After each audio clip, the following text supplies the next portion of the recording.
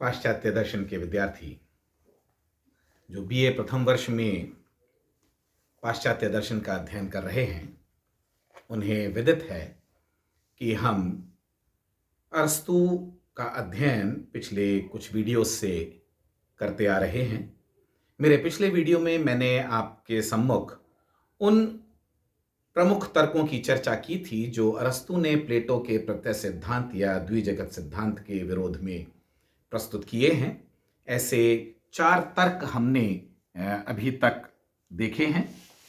यदि मैं उनको एक हल्का सा क्विक रिवीजन उसका देखें तो हम ये कह सकते हैं कि पहली बात उसने कही कि प्रत्ययों से जगत की वस्तुओं की व्याख्या नहीं होती है। कॉपी थ्योरी या पार्टिसिपेशन कहने से उनके प्रत्ययों के, या जिनको प्लेटो द्रव्य कहता है, द्रव्यों के और इस जगत की वस्तुओं के संबंध की व्याख्या भी नहीं होती है। प्रत्यय जगत मान लेने से इस जगत के गति और परिवर्तन की व्याख्या भी नहीं होती है, क्योंकि जो प्रत्यय हैं वह गतिहीन हैं, वह स्थायी हैं, वह अपरिवर्तनशील हैं। और चौथी बात अरस्तू ने यह कही कि प्रत्यय जगत को मान लेना एक व्यर्थ का डुप्लीकेशन है। जबरदस्ती उसने संख्याओं को बढ़ा दिया है। पहले ही दूसरी चीजें थीं जिनको कि सुलझाना चाहिए था, उनको सुलझाने के बजाय प्लेटो ने प्रत्यय जगत को साथ में स्वीकार करके अपने लिए दार्शनिक मुश्किल बढ़ा ली है।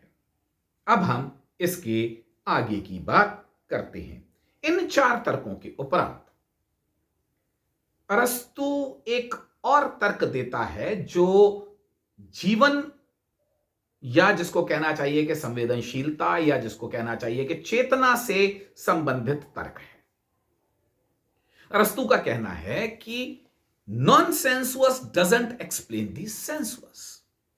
जहां अनुभूति है, जहां चेतना है, जहां ज्ञाता और ज्ञेय का भेद है, वहां ज्ञातृत्व का अभाव रखने वाले ज्ञातृत्व विहीन प्रत्यय ज्ञातृत्व भाव वाले जगत की व्याख्या कैसे कर सकते हैं।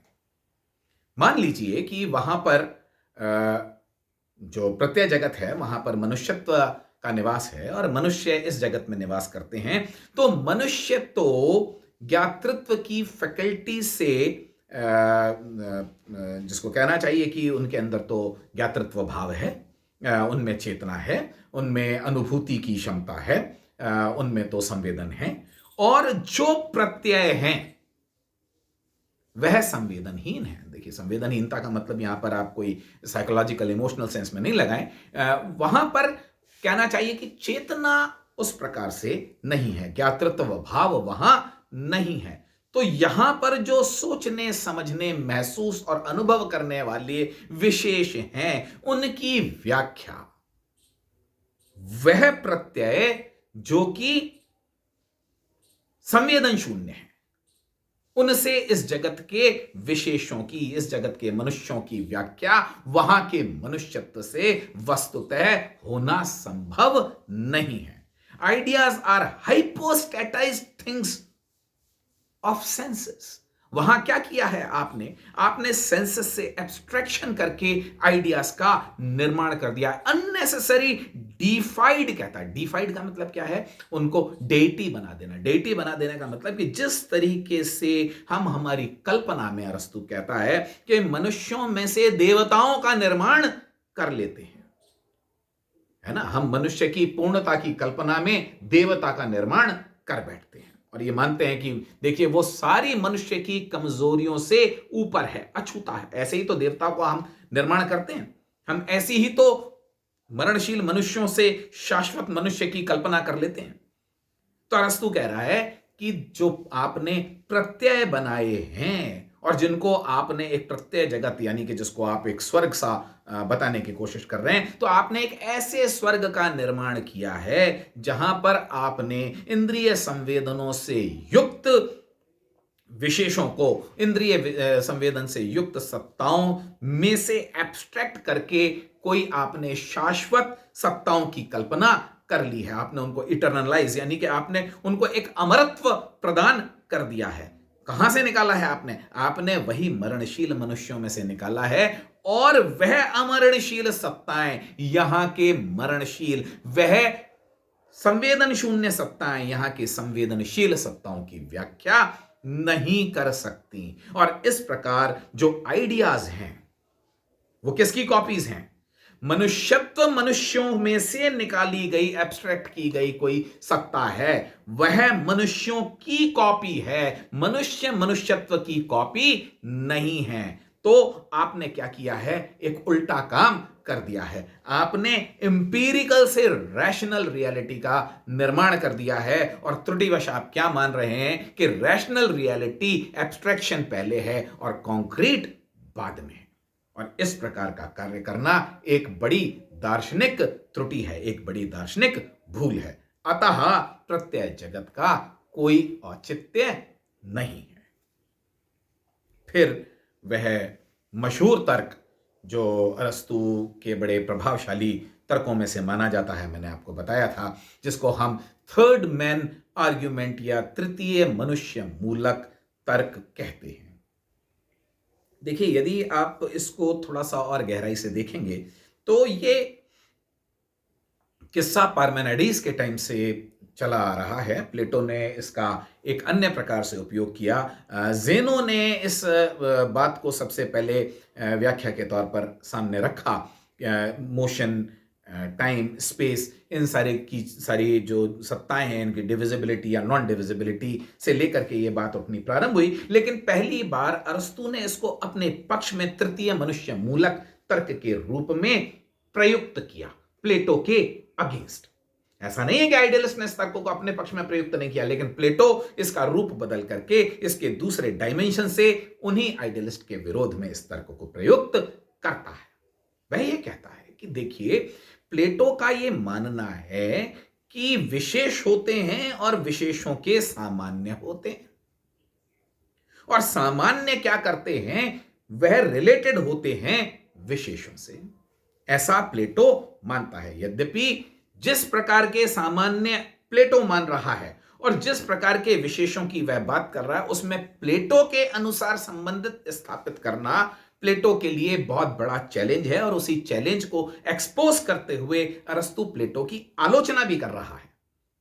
फिर वो साथ में क्या बात कहता है कि देखिए, किसी भी एक्स का किसी वाई से रिलेशन तब होगा जब उन दोनों के मध्य कोई कॉमन होगा, यानी कि कोई तीसरी चीज आपको लानी पड़ेगी। यह तीसरी चीज ही तीसरा मनुष्य है ना, इसलिए इसको थर्ड मैन आर्ग्यूमेंट कहा।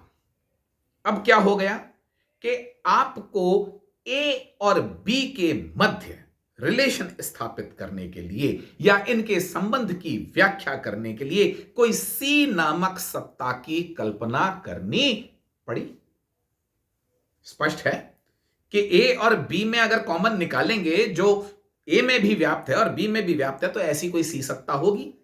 अब वो ये कह रहा है कि देखिए, ये सी सत्ता मानते ही आपके सामने दिक्कत क्या हो गई। आप न केवल इन दो का संबंध की व्याख्या नहीं कर पाए, बल्कि आपने अपने लिए एक नई चुनौती का निर्माण कर लिया। और वो चुनौती क्या है कि आपको एक तरफ तो ए और सी का संबंध स्थापित करना पड़ेगा, और दूसरी तरफ आपको सी और बी का संबंध स्थापित करना पड़ेगा। तो दो विशेषों में संबंध स्थापित करने के लिए किसी तृतीय सत्ता को मानते ही समस्या यह हो जाती है कि प्रथम और तृतीय के संबंध की व्याख्या आपके लिए चुनौती बन जाती है, और पैरेलली तृतीय और द्वितीय के संबंध की व्याख्या आपके लिए चुनौती बन जाती है। क्योंकि अब ए और सी के मध्य संबंध को स्थापित करने के लिए या संबंध की व्याख्या करने के लिए आपको एक तरफ कोई डी नामक सत्ता माननी पड़ेगी, और उसी प्रकार सी और बी में संबंध स्थापित करने के लिए आपको किसी ई नामक सत्ता की कल्पना करनी पड़ेगी। यानी कि आप दो को सामान्य से जोड़ने का प्रयास करते हुए त्रुटिवश ज्यादा कॉम्प्लेक्स, अब आप ना केवल डबल कर रहे हैं जगत को, आप विशेषों की संख्या डबल नहीं कर रहे हैं प्रत्यय मान करके, बल्कि आप उसको कई गुना बढ़ा डाल रहे हैं, और व्याख्या आपसे फिर भी नहीं हो रही है। तो ये एक नेसेसरी का अननेसेसरी कॉम्प्लिकेशन प्लेटो ने तृतीय मनुष्य के रूप में स्वीकार कर लिया है, और इससे प्लेटो को बचना चाहिए। यदि प्लेटो प्रत्यय जगत को मानता है, द्विजगत को मानता है, दूसरे जगत को स्वीकार करता है, तो वह न केवल अपने द्वारा व्याख्यायित किए जाने वाले विषयों की संख्या को दुगना कर रहा है, बल्कि वो एक इनफाइनाइट रिगरस अनावस्था दोष में प्रवेश कर जा रहा है, क्योंकि इस प्रकार के संबंध तो कभी भी खत्म नहीं होंगे। प्लेटो चाहे कितना भी प्रयास कर ले, वह उसको अनंत तक जाना पड़ेगा, और जहां पर अनंत तक जाना पड़ेगा वहां किसी चीज की व्याख्या प्लेटो नहीं कर पाएगा।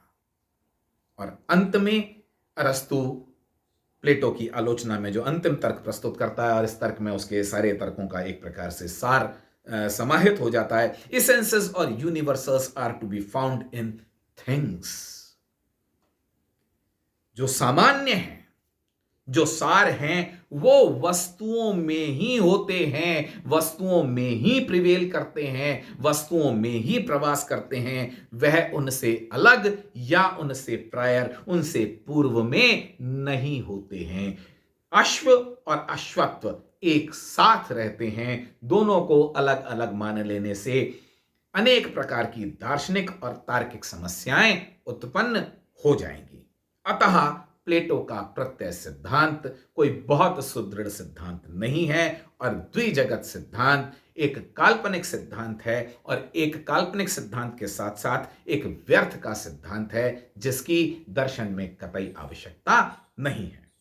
इतनी बात कहने के बाद अरस्तु अपने उस प्रस्थान बिंदु पर आता है जहां से वह अपनी तत्व मीमांसा, प्लेटो की तत्व मीमांसा का खंडन करने के बाद में वह अपने सकारात्मक पक्ष की तरफ जाता है।